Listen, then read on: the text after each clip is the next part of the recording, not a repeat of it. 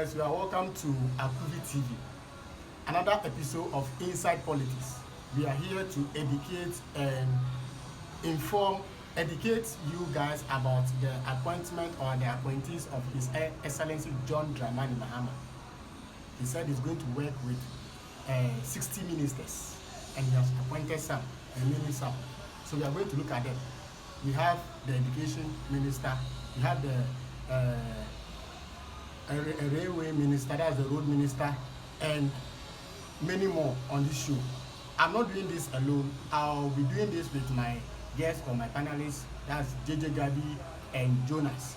They are the one going to help us to go into this particular issue, to know about whether the appointment is right, those that Mahama has appointed, whether they are competent to do the work, whether they are competent to deliver Ghanaians, because they are struggling.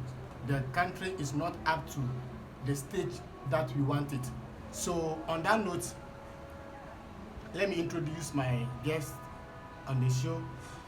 On my right and middle is Jonas, a final year student of University of Ghana. And to the next to Jonas is JJ Gabi, a political science student. So I'm here with them. So viewers, stick with us. Share with a friend that Akuvi TV is live again. Remember, this show is called Inside Politics. We don't insult. We don't do what is called discrimination, or we don't do what is called favoritism here. When the thing is good, we'll talk about it. When the thing is bad, we'll talk about it. So share and subscribe on our YouTube channel on Facebook. So on that note, let me start with them. Jonah, Yes, sir. you are welcome again. Thank you, sir. So the program for today is going to be simple. We are going to look at the appointment from His Excellency John Dramani Mahama. So I want us to look at this card. We have Eric Okuku as Minister for Food and Agriculture. We have Kwame Governor Abuja, Minister for Road and Highway. We have Ahmed Ibrahim, Minister for Local Government and Chieftaincy. We have Elizabeth Ofosu. We have Minister for Trade, Agri-Business and Industries. We have Jifa Gomashi. We have Minister for Tourism, Culture and Creative Arts. Then we have Dr. Agnes Namumu, Minister for Gender, Children and Social Protection. Then we have Emilia Acta. We have Minister for Fishing and Aquaculture. Then we have George Opari Ado, Minister for Youth Development and Empowerment. So I don't know where you are going to pick it. These people are the one that John Mahama has appointed for them to help, because he alone cannot do their work. Sure. So I don't know which one you are going to look at. We have Haruna Idrisu as Educational Minister. So I don't know which part you are going to pick. All right, thank you once again, viewers. Thank you once again. Congratulations to our dear President, His Excellency John Dramani Mahama. I think this is his second week in office, and him being the president, his second term in office, he knows what it takes, and he's appointing the ministers on merit. He's an intellectual, and he's not appointing these people based on favoritism. I'm sure he has learned from his mistakes from his previous term. So to begin with, Mr. Haruna Idrisu, he is quite educative. I really admire that man a lot. I really like him very much. It's like of late I've not been seeing him at Parliament, but Haruna Idrisu be appointed by the Minister for Education, by the President. I think that he has what it takes. That is why His Excellency John Dramani Mahama is appointing. So he was saying that they are not going to cancel the free senior high school, but what are they going to do? They are going to do it in a way that it will be better than the previous. So that means they are going to abolish the double track system. Double track. So if that's the case, that means that they are going to sieve the students. If that's the case, that means they are going to some kind of a sieving. When I say sieving, I think that in my opinion, there's going to be a criteria or going to be a cut-off point. So let's say, if that case, because it's by virtue of the number that is why we have the double track system. So this number of students will be in school, some will be in the house. So it's because of the number that we are running with the double track system. If they are going to abolish it, that means that there should be some kind of sieving where some students will not be able to get granted access to it. In as much as it's a national policy where every individual is entitled to, there should be some kind of criteria. You understand? In social work, we have a term called something like the beneficiary, who is forgotten the name. We have something called eligibility. So if you're eligible, you need to get what the pass mark. Just like the university. When we apply for the university, we don't just take anybody. We have a cut-off point for you to go admitted to the university. So in that same way, I'm sure that Ministerial have a plan that they are going to bring a cut-off point for you to be able to get access to senior high school. So that's my opinion. Okay, so let's look at this one too. No, before that, let me take the Gabby's opinion, then I'll come back to you. So thank you very much. So he's having Haruna Dusu is having his plan and vision according to Jonas, and he also said, to his opinion, maybe they will see. The C talks about cut-off points. So from your let's say from 6 to 25, they will take, so that they will not take a lot of people that when they go there, the system will be very cheap, that they cannot able to afford or take proper care of them very well. That's about Jonas. So JJ, I don't know which part you're also going to start from. I've mentioned all of them. So will you take from the education minister or the road minister or any of them? Which one do you think? Okay, so I would like to use this opportunity to greet our viewers for always being there for us. And please kindly subscribe and push it for us. Let us strive and win together. Okay, so I'm also taking Hannah Idrisu because he's one of the people that I really love in our political realm. He has been one of the household names to most Ghanaians, especially when he was in the minority caucus, leading them in the chamber. Yes. So he's one of the people that whenever he talks, you could see sense coming from it. No wonder most people have targeted him to be one of, in the near future, one of the president of this country.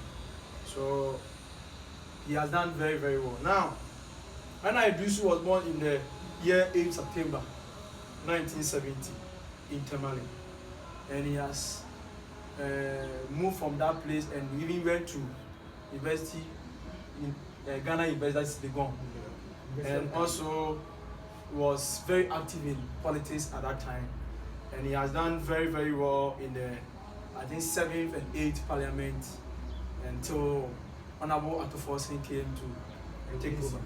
Now, this time around, the appointees of John Dramani Mahama, His Excellency, has been an appointee that he knows them. It is not unlike the previous ones that he appointed people that helped him to achieve power, but rather people that were loyal to him. Choosing my words well. The people who were very loyal to him are those that this great man is appointing. And you could see that there's how I do so, even in the 8th Parliament, when they were the minority side, always say good things about John Dramani Mahama. And no wonder how or why he has been appointed as the Minister of Education. It is whether he can do the work, deliver the work or not. That is the question now people are all asking. For the look of things, if he was able to manage and handle the realms of affair in Parliament, I think and believe that he's capable of also handling one of the things, the Minister of Education, because he himself has been to a lot of schools, starting from the primary up to the university. So I think and believe that he's capable of transforming our education sector. All that we are praying for is that the double track system is something that is causing a lot of people harm, because somebody can just go to school for 1 month and come back and sit in the house for almost three months. Fathers people to also go and continue. So we are all looking for the way that he will transform. One policy that MPP brought that I was very, very pleased is the free SHS. It's one of the social policies that I was very, very pleased with. But the execution was bad. Why am I saying this? Because he made a promise. He wanted to execute it fast. So instead of, before you make such huge policy, you must call all those educationalists in boards for them to do one or two things, survey before you execute it. But because he wanted Ghanaians to see that, yes, I promise you and I fulfill it, that is why he brought the visitors. And it was good though, but most of the people there failed and they were still promoted. Because you cannot fail and stay in the school for the government to be paying you day in, day out. So they were taking advantage of that. Somebody can be in the house for 1 year. It's time for me, once you go and write. Because that place, they were not repeating them. So if we look at the education sector, well, I think it's going to help. And since it's a Minister of Education too, I'm looking forward for them to fulfill their promise of first year in tertiary free. Yes, I'm looking forward for that, so that our people who are about going to the tertiary can go for free, so that they will not pay. So any money that they get, their parents can add up, so that in their levels 200, their parents can help in the payment of this thing. So I'm looking forward to that. And our disabled people too, the promise that they made in their manifesto that they will be going to school for free. I'm looking forward that they will go to school for free. Because when you go to University of Education, those who were at that place were suffering. Those that I competed with them in 2022, they were suffering. So I'm looking forward that this policy will help our disabled people. It's not their fault that they came to this life having disability. But we shouldn't let their disability be a hindrance to them, but let their disability be an ability for this country. And when they are having the ability, they can transform this country. That's what I can see. If they have the ability, they can transform this country. So let me still come to you now, end with Jonas. So I think it will be the last part. Let's look at the Minister for Road and Highway. One thing that I want you guys to look at it for me is the toll fee. So now that they have appointed someone else, new government, new law, are they going to bring the toll fee back again? Or what are your opinion about this one? So you start with that one. So the person that he brought is Kwame Abuja. Yeah, okay. So our country is one of the few countries that we are suffering from what we call road accident. Keep on in Africa especially, road accident is one of the rampant crises that this country is facing. And one thing that I would also like to say is that the Honorable Kwame Abuja that has been appointed, he has not been approved yet. Unless he passed through the vetting process, so that we see whether he will be appointed or not. He is one of the few people who is also good when it comes to the 8th Parliament, and when it comes especially in the NDC as a party. So he being appointed or nominated as a Minister of Highways and Road and stuff, I think that he deserves it. He really, really deserves it. And one thing that I would say is that to me, if they bring what we call the toll booth again, it will help this country. But that is one of the things that was even preventing a road accident. Because somebody knows that when I reach, let's say, Bonri, a toll booth there. So the speed that I am going, let me minimize it, because by the time I reach there, people are still on the toll paying there. And it was even helping the local district there. Whether the toll booth that you use in developing their country or in their locality.